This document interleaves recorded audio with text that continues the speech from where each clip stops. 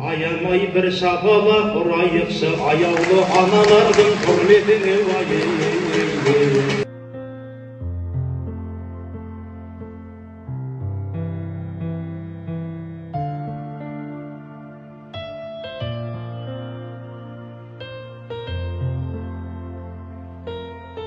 Күнде жылы сөз айтып қуантыңыздар. Өйткені өз туған аналардың орнын ешкім баса алмайтынына көзім жетті.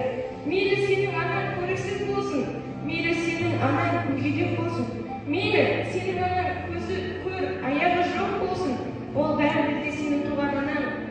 Әлемнің жарығын салған аналардың алдында тұрып басымды иемін.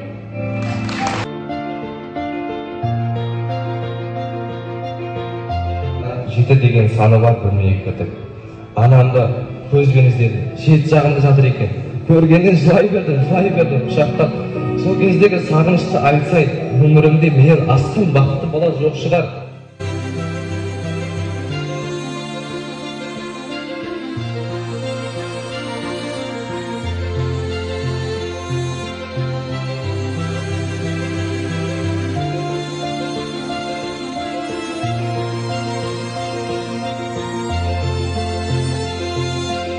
Игілік қоғамдық қорымен ұйымдастырылған анаға шығармашылық байқау. Үлкен керемет әсерлі байқау. Мынау арнайы осындағы демеушілік жасаған ұйымдастырған азаматтарға келіп үлкен Ақмарал апайымыз келіп жатыр. Қатысқан оқушыларға барлықтарыңызға алғысымызды білдіргіміз келеді.